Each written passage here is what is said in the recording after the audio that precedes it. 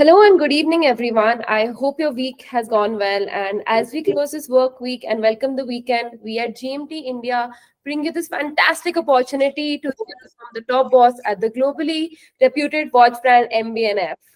Mr. Maximillian Büsser is a renowned name in the world of horology, and you will get to know and experience this yourself today evening with the kind of knowledge and passion that he'll bring to this conversation.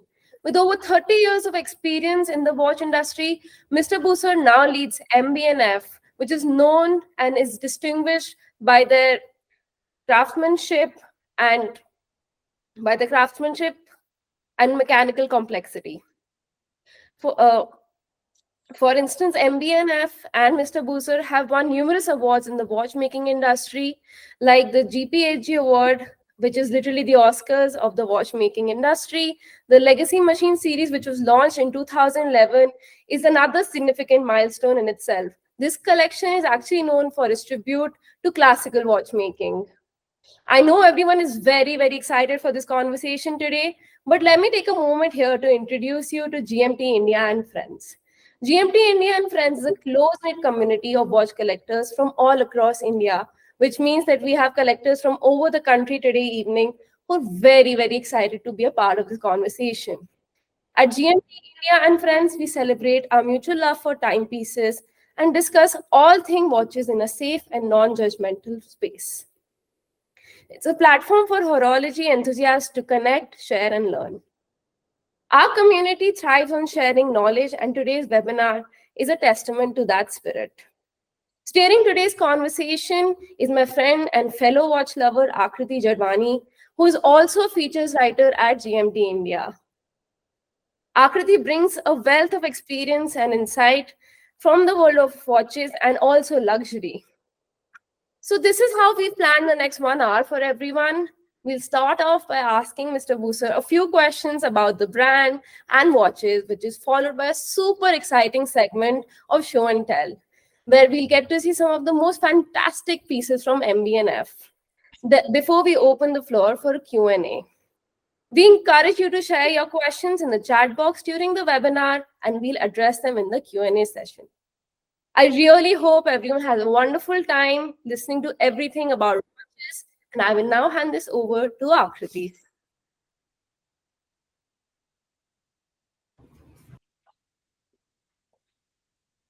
Hi, everyone. I'm Akriti. Thank you so much, Sukriti, for that wonderful introduction. Hi, Max. It's an absolute honor and delight to be speaking with you this evening. Thank you so much for sharing your thoughts and time with us today. I myself have been fascinated by the world of watches for several years now. And every time I came across an MB&F watch, I was struck by how unconventional each piece is and how every timepiece just looks straight out of a sci-fi fantasy creation. And I'm just, so to have you with us today is pure joy. Thank you. Thank you. So without further ado, let me dive right into our questions with you today. So MB&F will be celebrating its 20th anniversary next year, and it's quite a milestone. How do you feel about it? I feel old. How is it possible that this company is 20 years old when I'm only 35? So it's, God, time flies. What really hit me, I think about a year ago, is to realize that when I started MB&F, I only had one drawing in mind, the HM1. I've actually got here, sorry, I'm improvising everything. Bear with me. But first, I always keep this. This is a reminder of where I come from. This is my first 3D print of my HM1 where I tried to go around the world to collect orders based on this piece of plastic. So I had this. I didn't have half the money necessary, and I knew it. I had no business plan. And I thought it was a really great idea to go and launch my own watch brand. So when I look back, I'm thinking, you were not on drugs, but what was really wrong with you? And God, I have no regrets. I really have virtually no regrets. But I think, how does a human being think that was a great idea? And then you realize that it's probably because I fell in love with my idea.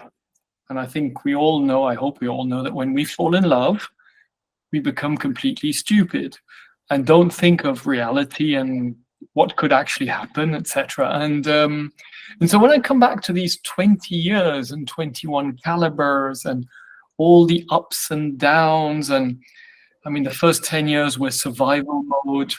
The next 5 years, 6 years were grind mode. Now, of course, for the last 4 years, it's been a completely different story. At least commercially, it's been a different story. It's always as complicated to develop, to create, or not to create. The ideas, we've got so many, but to craft what we do. But then I basically realized, yeah, there has been such an incredible story which has been written, and it gives me the, how do I say, the anticipation of what's going to happen in the next 10 to 20 years. Because I hadn't planned anything of what's happened in the last 20, except for my HM1. So what's going to happen in the years to come? I'm incredibly curious. It's going to be a fun ride. Absolutely. And we can't wait. Talking about your milestones, it was announced just yesterday that Chanel has acquired 25% stake in MB&F. And congratulations, by the way. How will this sort of affect the brand's ethos? Will it, alter its identity in any way? And what can we expect? I'm sure, it's a good question. It won't affect anything. So I explained that to my team yesterday morning at 9, but when at 11 we let because nobody was aware, of course, of what was happening. And I said, so why did we do this? Why, when I see we, it's Serge, my technical director, who's been my minority shareholder partner for the last 16 years, and myself. We're both, he's 58, I'm 57. Our kids are very small. My children are 7 and 11. So if you're thinking succession plan and you're thinking of your family, which is not at all a given, you don't know if they want to, you don't know if they'll have the competence. Both of us, and Serge's kids are a few years older, not much more, but we're looking at 20 years. So 57 plus 20 is 77. It's a pretty big gamble to go, I'm going to wait till I'm in my 70s to know if maybe my children want to take over what we've achieved. And the other thing which happened is, if something happens to me and I'm on the wrong side of the tracks age-wise, I've started losing a few friends, cancer, heart attack. I'm in great shape, guys, but you never know. My wife and my 2 daughters will inherit 80% of a company that they don't understand, can't manage. And I was incredibly scared, even though I won't be there anymore, that then the big bad wolf comes to see them and says, look at my big check, a lot of money. And that maybe my widow goes, oh, what the hell am I doing with this thing? Take it. So I needed to preempt that. And Chanel, which is a family-owned company, which is extraordinary. That's very important, that family-owned company for me. Privately owned, incredible long-term vision, incredible overinvestment in everything they do. Quality is always put first. And they enjoy being minority shareholders when they find artisans, creators,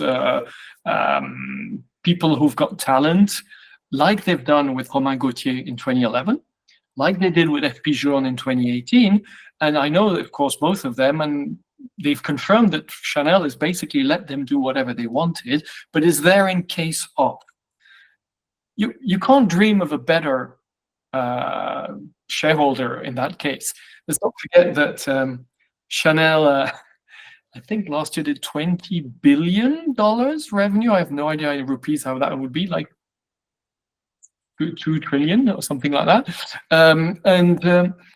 And they've got insane means. So we're not even a drop in the ocean for them. And so we started talks 2.5 years ago, and we got to know each other. And then this year we both said, we think it's a good idea, and boom. So for me, basically, it's making sure that this company not only survives me, but thrives after me and retains the same values. And what they've told me also is we are there to help for succession. So hopefully you're there for a long time, talking about me. If at some point you pass away and your kids are too young, we will keep it for them. That is extraordinary. So this is the whole idea, and that's the whole mission I have. It's been the mission the last 3 years, to make sure that what we've accomplished value-wise, creatively-wise, the team remains and thrives after me. I'm sure, I think that makes you feel a lot more comfortable in this thing, and very peaceful, that you don't have to stress about the future right now. And I will just say that it's been an incredible journey for MB&F, and as a fan, to see the trajectory of where it's reached today. Could you take us through some of the highlights and milestones, some achievements of the brand over the last 2 decades? Wow. It's, as I explained, when I started, I just had an idea and friends, values. I knew that I only wanted to create something I believed in, and I didn't give, and I'm sorry for all our listeners, I didn't give a damn about what anybody thinks about what we do. But if you become an MB&F client, I think we're an incredible brand because we really care about the people who buy one of our pieces. But creatively, we don't. And so when I started, I had no idea that I was going to do a legacy. On the contrary, I think I probably said when I started MB&F that I would never do a round watch, because there's no point in doing a round watch. So I started in 2005, and in 2011, I introduced Legacy 1, and I had to battle with my whole team, a very small team, we were 6 or 7 in those days. We're like, Max, we didn't join the revolution to create a round watch. I said, yeah, but it's not any round watch. Let's do something, let's prove that we can actually create something really amazing in a round watch, which was that flying balance wheel. Then basically we kept on coming a horological machine, legacy machine. In 2011, I think 2011 is really a seminal moment, because not only was the beginning of LM, which, by the way, till 2020, everybody in the industry thought that legacy machines was what made the company live. It never represented more than 1/3 of the revenue, because nobody wanted legacy machines from 2011 to 2020. Everybody wanted our horological machines because there was no competition. Maybe our friends from Urwerk, if you want something really 3D and crazy, you've got Urwerk, you've got MB&F. And our client base was, we want crazy. And your round watches are nice, but we're not interested in them. And so it was interesting. So we did that. But in 2011, we also, I had this weird idea of creating a mechanical art gallery, the Mad Gallery. So then suddenly the life of the company, my life changed, because I was not only a watch creator anymore, I was also an art curator. So I had 2 caps. And then that changed my life a lot, because I got to meet some incredible artists, artisans, creators, and it enriched my life. Because I think when you meet creative people, it enriches our lives. Now, of course, you can meet them and just as, oh, thank you, I love what you do, but you can meet them in a different way. I realized over the years in my life is that when you meet somebody who's creative and interesting, try and get to know them better. Try and spend time with them, because it just opens your chakras. It opens your way of seeing the world, because they don't have the same way. And so they've really enriched my life also, and I hope I've enriched theirs a little bit also.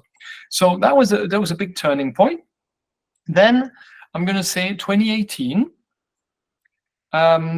I have a meeting with a dear friend and one of my oldest retail partners, who's Michael Tay from the Hourglass in Singapore, who was the first one to support me. And honestly, Singapore for a very long time was by far the largest market for MB&Fs. And he sat me down, he looked at me, and he's very intelligent, Michael. And he looked at me and said, "You're becoming predictable." Which was I think that the closest thing to giving me a kick in whatever hurts most. And I was like, "What? Like, we're MB&F, we keep on creating." He's like, "Yeah, but you keep on creating the same stuff. Legacy machine, 1 year legacy machine, 1 horological and legacy horological. We started doing all these clocks and these things, and every year you've got 1 or 2 clocks." And he said, "And honestly, every time you present a piece, I can basically finish your phrases for you because you keep on saying the same stuff." And I was like, whoa. And again, I love constructive criticism, especially from people I respect. That hurt. And that I have to thank Michael a lot, because that he basically allowed me to give myself a kick in the pants and reinvent ourselves and realize that, yes, we were still probably one of the most, if not the most creative company in the watch industry, but we had become predictable. And that's going to open up a whole other world of things. Now, there were already things in the pipeline, like the Flying T, to dare come out with a ladies' watch when nobody was interested in one.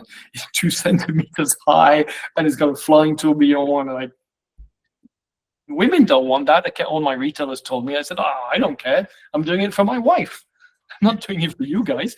And but then, of course, there's going to be all sorts of things which are going to click. I mean, Mad One, which arrived in late 2020.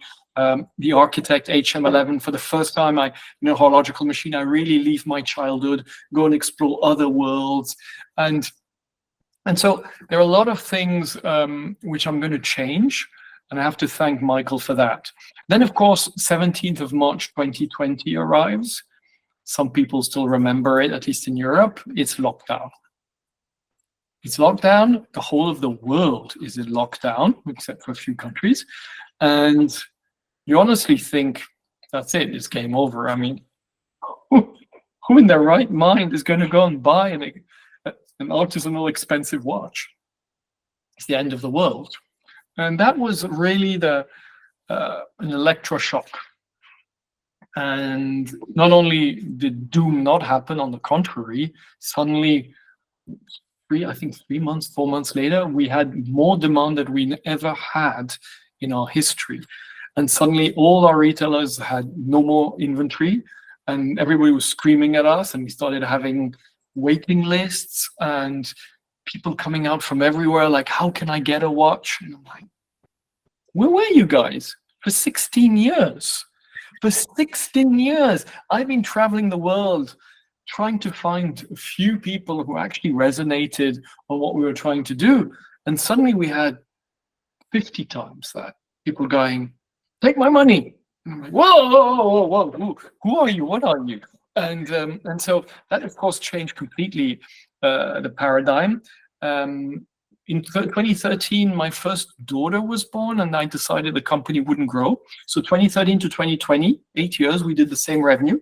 Some years we could have done much more. Some years we arrived like the end of the year. And then 2020, end of 2020, we had to really look at each other and say, so now what do we do? Because the demand is so insane. Do we grow? And the worst reason to grow is because you can. If there are any entrepreneurs listening to me today, I mean, that's the worst reason ever, because suddenly you won't be able to. And you've just grown and you've put on tons of overhead, hired people and whatever, and then the demand goes down, and now what do you do? So for me, it was, no, I don't want to grow. But that's when I started the whole reflection on, how does this company survive me? And we realized then that a lot of our retail partners were like, if I create a boutique for you, a lab, a gallery, and I pay for everything, will you give us more watches? And then we realized that's one way to actually have this brand be, how do I say, not just one dude who's the image of it, but of course I just have the ideas. Everybody else does the job, and so it became more of a, even though it's still small, a brand, and it would attract different people, and we started deciding, okay, we're going to grow a little bit our company, and that's what we did. We went from about, we're doing about, I remember in 2013, I think we did 291 watches. And in 2021, we did, I think, 278. And now we're at about a little over 400, so about 120 more, which seems nothing for us. It's humongous. And so that's where I'm there. And then last year in January, I told the team, okay, next 5 years, we're not growing anymore. So that's another plateau, which doesn't mean we're not creating. Next year is the 20th anniversary. And good grief, get ready. It's going to be one hell of a ride. I'm already feeling tired. I mean, the team showed me the plan of what they expected me to do during the year. And I'm more pushing the team, like, let's do stuff. And I was looking at this guy. I just feel so old now. This is not possible. So yeah, so we're not growing does not mean not creating. So we're in overdrive in creativity, and it's a whole new, and it's the beginning of a third decade. I mean, it's going to be and now that this whole legacy has been secured with the Chanel 25%, I can, as you said, we can go all in. It's now we know we've got a security net. So there you go. Thank you so much. It was like we were living the journey with you. Now that we are talking about the timepieces, though, let's start the show and tell section of the webinar. Could you please take us through 3 timepieces that are the biggest highlights in MB&F's history? And for the benefit of our audience, my colleague will be presenting these timepieces on the screen as you take us through each of these. So I was asked for three timepieces which are in production, because if it was about the history, I probably wouldn't have chosen. I would have chosen differently. It's so. I mean, look, honestly, we create only what we love, and therefore, everything we do is our favorite. So when you ask me to choose, it's the usual choose amongst your kids. And we all have favorites, even as kids, but we're not allowed to say so. So basically, I chose first to start with LM1O1, which is our original, actually not original, our simplest pared down legacy machine. I want to talk about this because it's the most pure form of watchmaking for me. You've got this incredible, enormous flying balance wheel, the hour and minute, the power reserve, it's hand winding. The movement was designed and the finishing by Kari Voutilainen, who for me is one of the greatest ever. And we craft, I mean, typically of the piece you see in steel, we craft 50 pieces a year, 50. And the waiting lists are just stupid. But that's not why I want to talk about it. I want to talk about it because when it came out in 2014, it was between 2014 and 2020 our biggest flop. Biggest flop. Nobody wanted that watch. I was in those days making 20 a year, all metals between red gold, white gold, and sometimes with a limited edition of platinum. And we couldn't find customers for 20 of those watches. They were the least expensive of our range, and nobody wanted them. That's a long time, 2014, 15, 16, 17, 18, 19. And in 20, I was still making them for one and only reason, is because to create a movement, it's millions of Swiss francs. And that with the very few pieces we'd sold, we had by far not been able to even amortize the R&D. So I kept on churning these poor pieces out.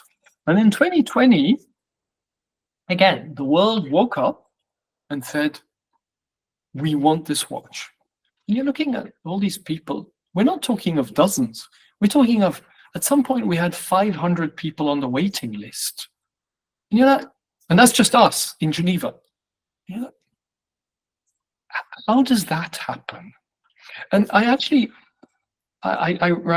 basically tell this story because when you create something you believe in and you really love, and you think it's something extraordinary, if it doesn't have success, it may not be because it's not a great product. It may be it arrived at the wrong time. And this is just this incredible, 6 years of nobody wanting it, and now it's bazooka. I think it's an interesting entrepreneurial and watchmaking story. And also, I think I want to talk about this piece because for a very long time, I wondered why hadn't anybody come up with this idea of a flying balance wheel? Because it's so beautiful. And I'm like, in 2011, when we came up with the first one, the LM1, I was thinking, have I done something wrong? Because nobody's done this. And I realized that for many years I had a chip on my shoulder because I was an engineer, but not a watchmaker. And a lot of my watchmaker colleagues love to rub it in my face that I was not a watchmaker.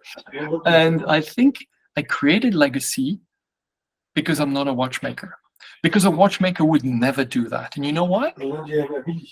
Because if you're a watchmaker, you want the balance wheel to be as small as possible at the highest frequency because it actually regulates much easier. And you want to, of course, keep it protected because it's a very sensitive and delicate part of the movement. And I get that, but I don't care because I'm not a watchmaker.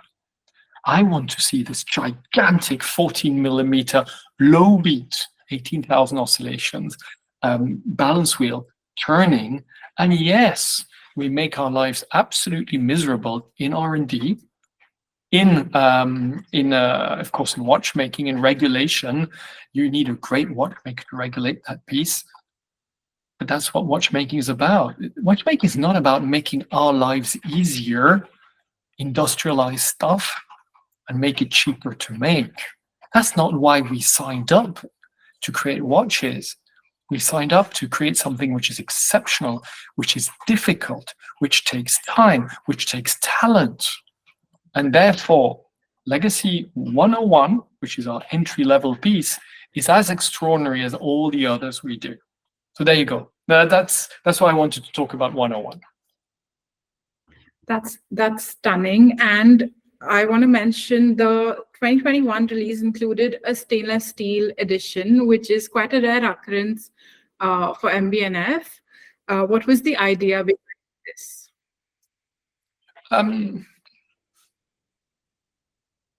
I actually don't know. I'm going to be disappoint a lot of your listeners. There's a lot of things I do without thinking. I think, God, wouldn't it be cool? Wouldn't it be cool if is a defining phrase of everything we do for the last 20 years? Wouldn't it be cool to do a steel one? I would actually like to have a steel piece. I find gold heavy. Gold and platinum used to be the norm for a high-end watch. I was brought up, I started in this industry 33 years ago. I was brought up that gold and platinum is for high-end watchmaking. But once you've tasted the pleasure of having a lighter watch, especially I've got a very small wrist, and a very heavy watch on a small wrist is not very comfortable, you realize that's actually nice. And why do I love what we do in this case? The case is nice, don't get me wrong, but it's a round watch. The exception is the movement. So I don't care if it's in gold, platinum, or steel. Steel is more comfortable for me. And that's why I did it.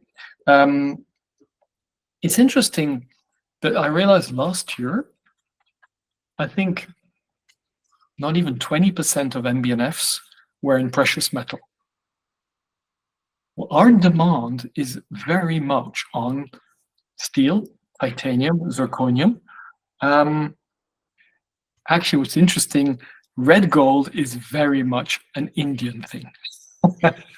I mean, I'm going to say that virtually we have a lot of Indian clients, and I'm very grateful. I'm going to say that half our red gold pieces are bought by Indian nationals, which makes my heart happy. So there you go. That's why I steal. Okay, thank you so much. Shall we move on to the next one? Sure. So the sequential Evo. The point of I wanted to talk about the sequentials because I wanted to talk about sequential, but I wanted to talk about Stephen McDonnell. Stephen McDonnell is the only genius I've ever worked with. Stephen lives in Belfast. He was born in Belfast. He's from Northern Ireland. He did theology at Oxford. He never learned watchmaking. He's self-taught. And because he's an absolute genius, he taught himself. And it's a long story. I will not take the whole story because it's already an hour in itself. But he's part of the watchmakers. He's a watchmaker, but he never went to watchmaking school. The watchmakers who saved my company in 2007. And then I heard in 2011 that he had an issue. He actually was starting to develop a movement for a little brand which was going bankrupt, and they couldn't pay him anymore. So I went to see him.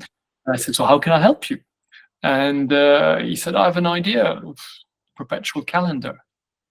And it's like, Stephen, I love you. You have helped me a lot, but we're never doing a perpetual calendar because they don't work. And he said, of course they don't work. I was like, sorry. And in 3 minutes, he explained to me in layman terms why the construction of a perpetual calendar, which is the same construction that we've all been using for 150 years, makes no sense. And then you look at him and you're like, whoa. I said, okay, now we know why it doesn't work. What are you going to do about it? He said, I have an idea, but I'm not ready. This is 2011. In 2015, 4 years later, we released the legacy machine Perpetual that he had created from scratch, which are 581 components, and which is a revolution in the history of watchmaking. It's his first movement he's ever created. He's never gone to watchmaking school. He's never gone to engineering school. And it's extraordinary. And this is what I'm wearing today. And then 2016, I'm having dinner with him. And I just bought pocket watch split-second chronograph from Tiffany, early 19th century. And I'm showing him this piece on my phone. I'm like, oh, look what I just got. It's beautiful. And he looks at me and he goes, yeah. What do you mean, yeah? Split-second chronographs make no sense. Like, okay. And he explained to me again in 3 to 5 minutes why it's an absolute aberration. You say that? That's French, aberration. It's absolute, it makes no sense. And the way they're constructed, the performance they have, the loss of amplitude, which is gigantic when you start playing around with them. So at the moment you need timing, that's where your performance just goes down the drain. And I looked at him, I said, what are you going to do about it? And he laughed and he said, give me some time. This is on November 2016. In January 2018, he comes to see us with a sketch of what's exactly the sequential. And he says, I think I've managed to find the solution so that for the first time in history, a chronograph, when you start it, will not lose amplitude, therefore not lose precision. Okay, wow. And from there, he said, you know what we can do? We can do 4 functions, not 1 function, 4 functions, because it doesn't lose any amplitude. And so there are 2 functions that we know, which is 2 separate chronographs with 1 movement, which is as if you had 2 chronographs. You have the split second, that's so much better made, more performing and easier to read, which is with the twinverter, where you can start 2 chronographs at the same time and then basically stop, start, do whatever you want. Then there's a sequential, which is the first time any chronograph does that, which allows you to time different laps sequentially with 1 chronograph, which was impossible. And then you've also got a chess measuring device for competitions, which you just threw in like that. And all of that, 585 components. we came out with this piece in 2022, and it got the Aiguille d'Or and the GPHD, and I mean, people really were like blown away, because it's not only a beautiful piece, it's a rethink. It's like the professional total rethink of what watchmaking is, and only Stephen McDonald can do that. But you know, every watch is linked to a human being. We're not a brand, we're artisans. So that's Stephen McDonald's story. The LM1O1 is linked to Kari Voutilainen. I mean, every piece has a link to people, plus the whole team, of course. So there you go. Yeah. And I'd like to point out that it's also an interesting choice to have used zirconium for the case. How did you decide upon this material for the timepiece? Because it's horrible to machine. Because it's a total pain in the neck. Because we love to make our lives miserable. So zirconium is slightly harder and heavier than titanium. It's a darker hue of gray, but it's a total nightmare to machine, especially to hand finish, because all our pieces, cases, and movements parts are hand finished. And we wanted something exceptional for an exceptional movement. That's what. Perfect. I mean, it looks stunning, but like when you explain how it works, it blows my mind away. But we'll move on to the next one, which is one of my personal favorites. It's the HM11. So let's not forget that the base of MB&F is horological machines. We deconstruct traditional watchmaking and reconstruct it into a 3D sculpture that you wear on your wrist. This is 11. There have been actually 11 before, because there was HMX. And this is, I was saying, this was created by this kick in the pants I got in 2018 of reinventing myself. And I basically fell in love with well, I've always been very interested in 1960s, 70s architecture. Why? Because specifically in Europe was razed to the ground during the Second World War. And late 40s, 50s architecture is extremely practical, but generally extremely boring, because it was about reconstructing the countries and giving homes to people. So they're just basically horrible gray blocks, one after the other. There were no frills, no innovation, no beauty, because we didn't have that luxury. And late 60s, so it's a generation after the Second World War, we start seeing a current of architects who start going a little bit crazy. And of course, they were early in the US, because the US didn't have the issue of the Second World War bombing all their cities. So it starts early 60s in the US, and then it goes into the rest of Europe, late 60s, early 70s. And so I see this house by Charles Hertling, which is basically an organic looking house with actually it was 5, here it's 4, but 5 rooms giving onto different parts. And I see that image, and I'm probably the only guy in the world who looks at that house and goes, wow, that would be a cool watch. And so from there, I sketch this watch and start imagining a house. With the center of the house is the heart, with this flying tourbillon. And then either it sends information to the rooms, or information come from the room. So coming from the room is, of course, the crown. Sending to the room is the hours and minutes, the power reserve. And because it's a house, we needed to have a thermometer. And of course, nobody makes mechanical thermometers anymore. Everything is digital today. So on top of the complexity of this very complex movement with conical gears sending information vertically, etc., we had to find a manufacturer in Germany who was okay to remanufacture vintage mechanical thermometers on top of. I mean, I could spend hours telling you all the hardships there, and we're doing this. And of course, when you're looking at your watch, you don't want to start looking at the room like this. And so, from the beginning, my idea is like you can turn it, and in the middle of the process, we go, wouldn't it be cool if, when you turn it, you're winding the watch up? And so we add that function, which is going to make our life miserable again, but we live in misery. And so why is it miserable? Not because, yes, of course, you have to be careful because you've got a lot of torque, but more importantly, how do you make this case, which is already complex, water resistant, while it's actually turning on itself? So there are like, I can't remember the exact number. I think there are 56 gaskets in this watch, when a normal watch has like 8. And so we've had so many technical challenges but that's normal. We're used to that. I feel like saying if there's no technical challenge, our idea was pretty lame. So we know that if it's a cool idea, you're going to have a big technical challenge to go with it. It's a very, very amazing watch. So we did 2 times 25 in titanium. We launched it end of 2023. They're all allocated. We still haven't finished delivering them, of course. And we will probably, if all goes well, re-release a new version of it, a small edition, in end of next year.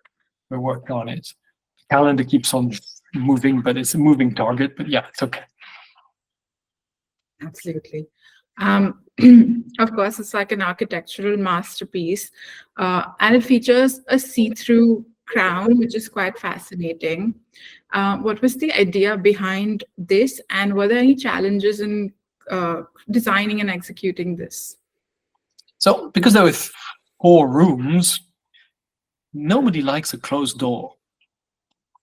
We need to see through. It's a room. You have to see through it. So yeah, we had to create a sapphire crown, and not sapphire outside like a few sapphire watches. It's sapphire see-through. So yes, of course, there are a lot of challenges.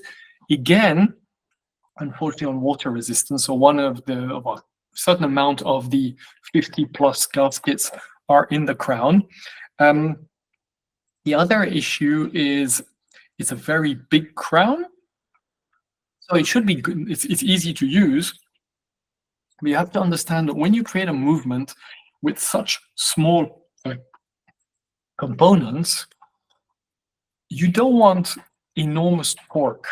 I was talking already of the torque of turning the case.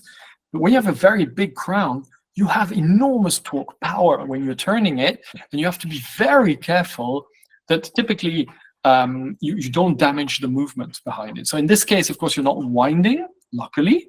You're just changing the time with that crown, but you have to be very careful that you're not. So all these things have to be calculated and toned down so you don't have too much torque. Perfect. Thank you so much. Thank you, Shraddha, for presenting, and thank you so much, Max, for taking us through these timepieces. I have a lot of questions, but I think it's fair to start the Q&A with our community, because they've been dying to ask you these questions as well. Okay. Some of these were sent to us earlier, so I'm going to start with them first. Okay. Are there any plans to expand in India in the future? Could we see any collaborations with Indian retailers or immersive experience like the Mad Gallery? Okay. I hope I'm not going to offend anybody. My mom was Indian. For me, it was a priority to be in India. And every experience I've had with Indian retailers has been an absolute disaster. At Harry Winston, at MB&F, very challenged ethics each time, and I'm very Swiss on my ethics. And so I have basically decided I don't want to be disappointed anymore.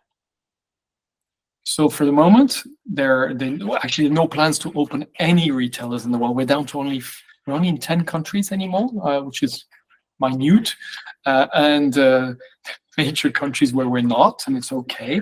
And all our retailers are empty. They have no watches, and everything is on a waiting list. So we're not planning to open, and I'm not trying to be arrogant. It doesn't make sense.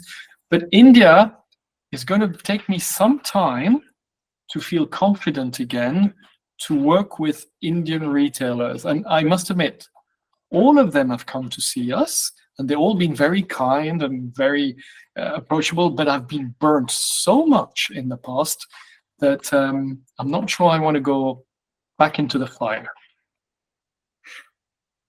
Okay, I'll move on to the next question. Who is your biggest inspiration in the watch industry? The creators of the 18th and 19th century, by far. I mean, 20th century watchmaking doesn't come to the sock level of 19th century watchmaking and 18th century, late 18th century. Just imagine. Look at those insanely superb and complicated pocket watches, which were created in the early 1800s, sorry. And they had barely electricity. They were drawing with their pencils on paper. They were handcrafting every part. And not only, and I see, look, you take our sequential or perpetual, and most of our movements take between 3 and 5 years to develop. With SolidWorks, incredible software which calculates stuff, you copy paste, with CNC machines which prototype, etc. Now you imagine how those human beings were doing this by hand with a pencil and a paper, and it just seriously blows your mind. And you take those pieces which are still arguably way more beautiful than most of what brands can do today. You dismantle them, clean them, change whatever components have been overworn, and re-oil them, and they work. And you're like, how is that even possible? You imagine guys it's basically people who make skyscrapers today in Bombay go and see the Taj Mahal. I'm not talking the hotel, I'm talking the Taj Mahal. And you're thinking, how in 1500 or 1600 did people do that? That's the way I look at pocket watches of that era. It's like, how? Absolutely. I mean, I move on to the next question. Are you also a watch collector? Can you share how many watches you have? So watches are my life. I mean, it saved my life. That's whatever savings I had when I had very little into watches. And I remember it was early last year, my wife looked at me and she said, "How many watches do you have?"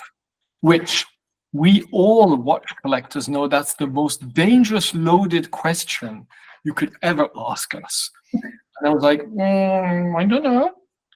20? She looked at me like, no, seriously, how many do you have? 25? Dude, like, okay, I don't know. Actually, I didn't know. And she said, well, why don't you do a list? And then I was like, okay. And then I started, of course, because I live in Dubai, I'm in Switzerland, I'm back and forth all the time. And so there were those in the safe there, those in the safe here, those in the safe there, those here, there. So I was like, oh my gosh, and there are all these watches I'd even forgotten about. And I arrived to, I think it was 47, but it was 47 where I'd taken all the watches under $5,000 out because they don't count. And then I realized actually how much I had, and I'd been accumulating over 30 years now. And these are of course all watches which are not my watches, not MB&F's, because I love watches. I love watches. Either, of course, the watches which have made our history. I mean, of course, the icons. I'll have one of each because you need to have one. But it's mostly watches from people who amaze me. So it's from independents, of course. And when I wear my Kari, where I wear my Urwerk, or where I wear I don't know, whatever you name it, it's always people I've worked with most of the time, and I know their story. I know the hardships they went through, because we all have had a certain amount of success in the last 3 years. So people go, "Oh wow, easy."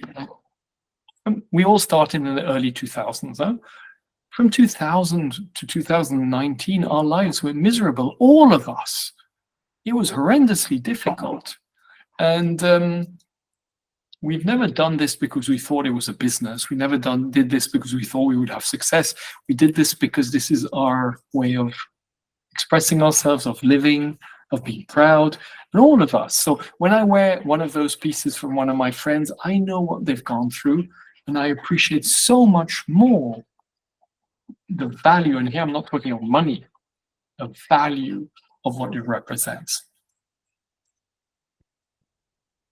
Absolutely. Okay, our next question is along the same lines. What would be your advice to watch collectors in this dynamic environment? That's a really tricky one because we're all different. So first thing I've learned in life, more recently, I must admit, is never give advice. Because what is an evidence for you makes no sense for the person you're talking to, maybe. So I'll explain to you what makes me collect and why. So a big part of that answer is already what I answered before.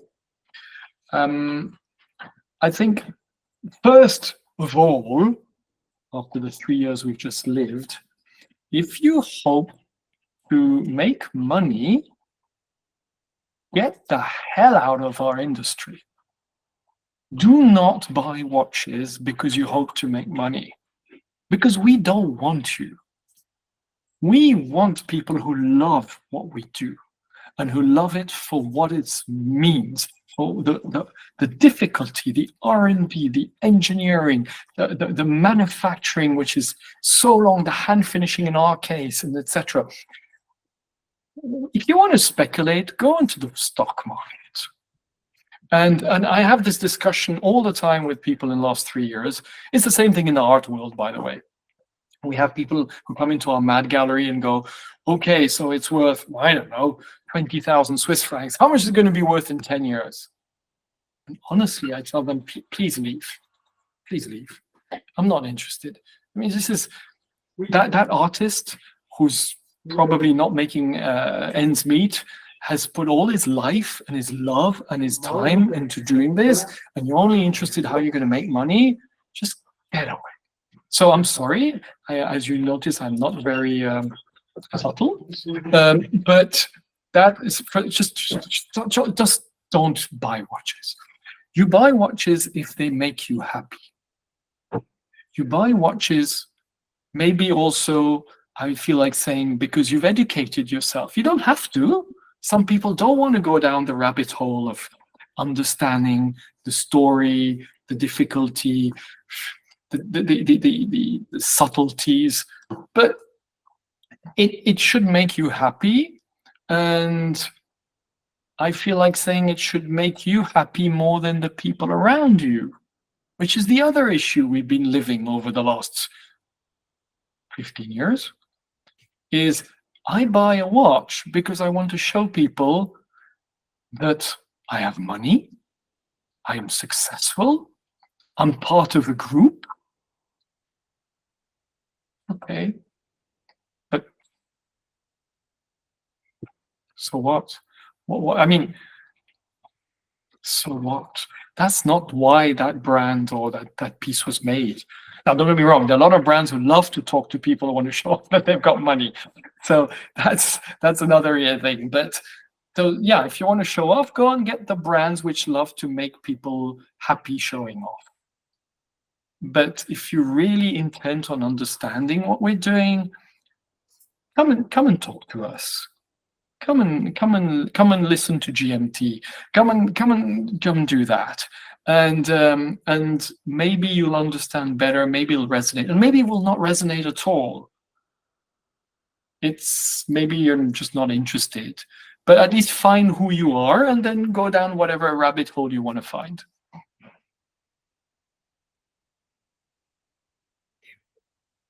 Absolutely. I'm not going to be reinvited, am I? I'm sorry. No, absolutely. I mean, I agree with you completely. And I'm sure our collectors do so as well. We have a question from Rupesh from our community. He says, Max, you're a brilliant man. Love your creativity and what you've achieved, and this interaction as well. His question is, you mentioned that the worst reason to grow is because one can. How does the Chanel ownership now play out with this fundamental ethic of yours? It doesn't change anything, as I maybe I didn't mention it at the beginning. I've been talking about this Chanel thing since 11 o'clock yesterday morning, non-stop. So I can't remember who I've said what to. So we're very clear. Chanel had told us, and I was very clear, you're not telling us what we're going to do. And they said, we don't want to. You do whatever you want. So typically what's interesting also is, every business owner, when they want to sell a stake of their company or their company, they're going to make such a beautiful business plan saying, look at the growth potential. Look how much money we're going to make. And I went to see them and I said, this is our business plan. We're not going to make 1 cent more for the next 4 years. And afterwards, I have no idea. Well, but whatever it is. And they just looked at me and they said, like, fine, whatever. So that's not going to happen. I even actually told them that our profit over the next 4 years is going to be lower than last year, because last year for Fluke, we actually made more than what we expected. And they were like, okay, whatever, we don't care. We're here. As I explained, the Chanel is here to ensure the legacy and that this company survives me. It's our succession plan, basically. And for those who are not aware, they've invested as a minority shareholders in Romain Gauthier, in FP Journe, and both those artisans can tell you that they have never had any mingling or pressure from Chanel to do anything specific. Okay, we've got another question from Rudra. Are horological machine watches inspired by the 20th century aeronautical or plane design model of the destination moon / explorers of the moon rocket is also awesome, he writes. So I'm not sure if there's a question there, but look, a big part of my creative process in horological machines, in clocks, has been a psychotherapy, meaning I went back to my childhood. I was a very lonely child. I'm an only child. And my way of saving myself was that I had an incredible imagination. I was always all alone in my room and creating stuff. And one of the things I used to do, to not go crazy, I used to make model airplanes. At some point, my room was filled with model airplanes. My mom went ballistic. They were everywhere. And so, of course, many years later, I was going to be inspired by airplanes, like typically the HM4 and the HM9. I was Luke Skywalker. I was Han Solo.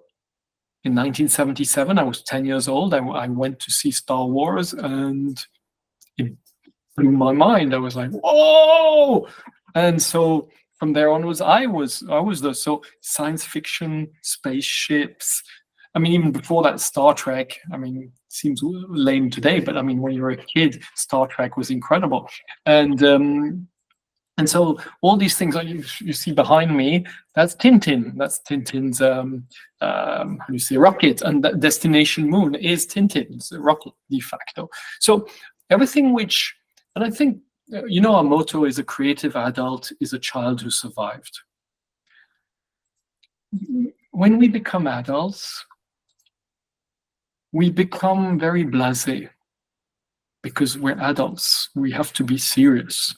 And the child stuff is left for the children. That is childish is not a compliment. When you tell somebody that they're childish, it's rarely that you mean great. You mean act like an adult. And we at MB&F, we think acting childish is cool. It's great. It's a source of creativity. It's a source of, and the interesting part also is there's this incredible TED talk by Sir Ken Robinson, who talks about how schools kill creativity. And it's like 35 million views to it. You have to see it because it's very funny on the top. He's so hilarious. And he says at some point, all children are creative because they're not scared of being wrong. So you understand that no creativity can come from marketing people or finance people. Not that it's wrong, it's just marketing, you want to please everybody. How can we make everybody happy? You're not going to create anything. In finance, you're clearly not going to take risks. So you not being scared of being wrong is one of our mantras. It's okay to fail. It's okay to have flops. I talked about the story of LM1O1. It's okay to take risks as long as we are proud of it. Sorry, it's a long answer to a short question. No, I absolutely loved hearing you talk about your inspirations, and I think they are very resonant in your work as well. Our next question is, in recent years, we've seen a surge in micro brands from various countries creating stunning mechanical watches. Some have achieved significant success. Others, like Christopher Ward, with its Bel Canto, have grown even larger. What are your thoughts on brands like these? I welcome any creativity at any price. At the Bel Canto, I have one. That's not in the 47 watches because it's under 5K. The Bel Canto is an incredible achievement. I blew my, I was like, dude, how did they do that? It's an incredible piece. So I'm super happy. What annoys me is copycats. It's people who do micro brands by doing a cheap Asian-made variation of somebody who did something very well done and made in Switzerland, which costs a fortune, etc. And then I do a tapered down cheap copy. You're like, seriously, dude? Now, there's another great example is Space One. Is it Space One? I think it's Space One. With the Tellurium, they just came out with this incredible planetarium watch for 2,900 francs. And I saw Guillaume wearing it, Guillaume Ledet, and it's what's his name? The watchmaker who works with him. It's not Julien Tixier, it's the other one. Anyway, they were okay. And I was like, guys, this is incredible. Absolutely incredible. So that's people who come out with a 2,900 franc watch, which doesn't even exist in high-end watches, with a really cool design and really well made. Bravo. And I think it's a great momentum there. Absolutely. Okay, we've received 2 more questions and then we can move on. From Neelav, I love watches, especially the engineering and design part of the watch. However, I would love to learn more about watches. There is endless list of watches people talk about, which I lose track about. How do you suggest that we start to learn more about watches and watchmakers and the stories behind them?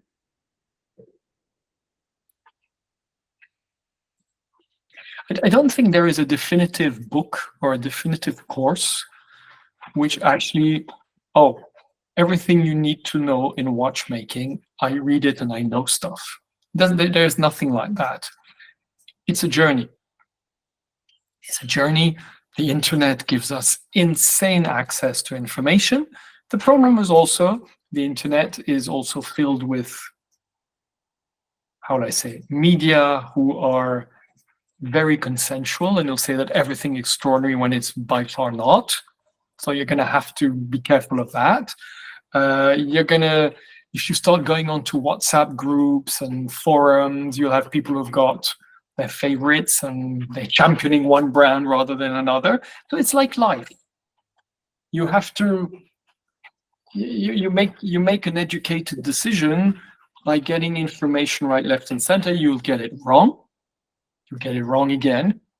Wrong, meaning you will probably have regrets in 5 or 10 years going, I used to think that, or I bought that piece. Oh my gosh, what did I do? But that's part of the journey. You can't immediately access knowledge and get the right, perfect watch. It's a journey. Collecting is a journey. Absolutely. Okay, we have one last question. How do you balance innovation and tradition in your watchmaking? And can you share an example of a specific project where this balance was particularly challenging and rewarding? I think it's a great question because a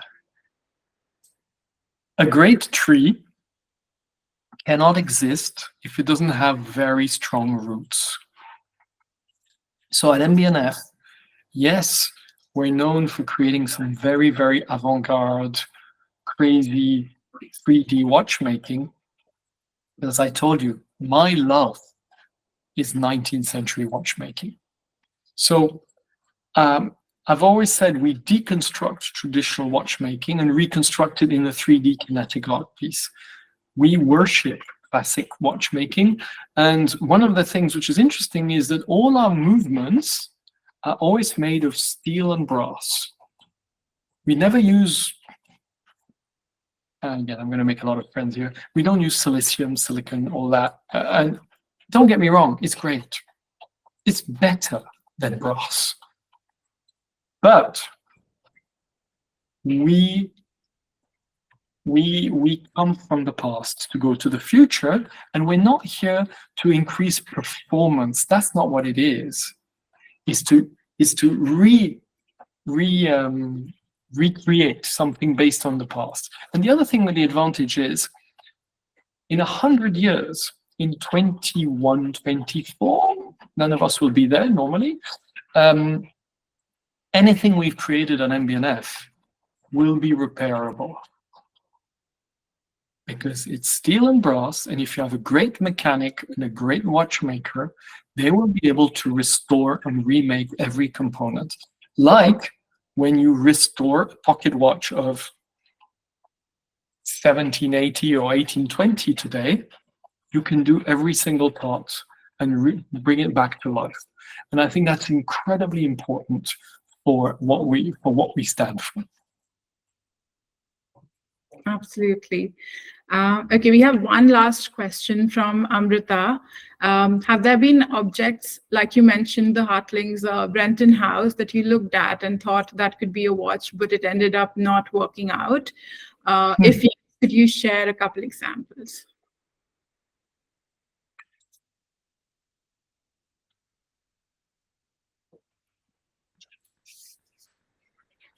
Honestly, for the moment, I'll put it this way. I have a basket full of projects. We have way, way, way more ideas than means to transform them into reality.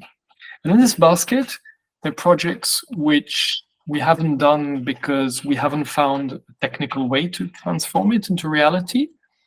There are projects which I think are super cool, but something is missing. It doesn't feel right, so I just leave them on the side, and maybe in a year or two I'll take them back and redesign something, bring something, take something out, and whatever.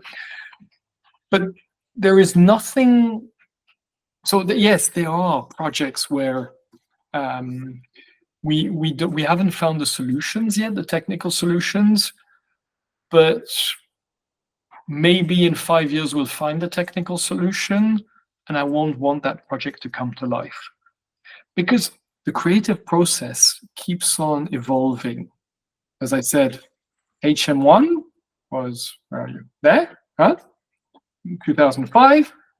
If I look at my HM1 today, I'm like, I'm never going to create that today. Never.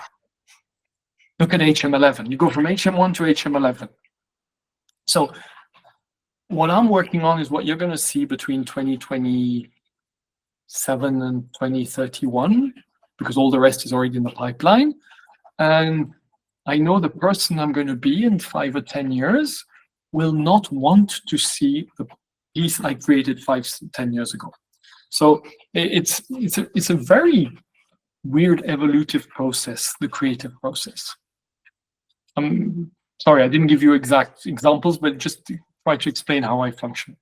No, that's completely fair. And I'm like, I can see, looking back at the trajectory of the brand and how far it's come, I think there is a clear change in the inspirations and in the creative process as well. So I'm going to have to wrap now. So thank you so much, Max, for your time. And it's been such an insightful conversation. And I'm sure our curiosity about the brand has only increased after this. And we're eagerly waiting for whatever is next for MB&F, and we will be watching out for it. I will let Sukriti take it over now. Thank you, everyone. Thank you so much. Thank you for moderating. Thank you for your questions. Thank you. Hi, everyone. Thank you so much, Akriti. I would really like to give a heartfelt thank you to Max for this incredibly insightful evening. Honestly, the conversation was so exciting that we never noticed that we went over an hour, but I'm sure everyone absolutely enjoyed it. I would also like to thank the GMT India and Friends community for taking our time today and joining us for a beautiful evening. I'm actually sure that this webinar gave you some amazing insights into MB&F. For those who are already a part of our GMT India and Friends community, please keep watching as we organize more of such interesting and interactive events in the coming months. People who are actually not a part of the community, I would really want you to reach out to us on our Instagram handle and we'll proceed it from there. I hope everyone has a beautiful evening and a great weekend ahead. I'll see you next time. Thank you so much. Thank you very much. Thank you, everybody. Take care.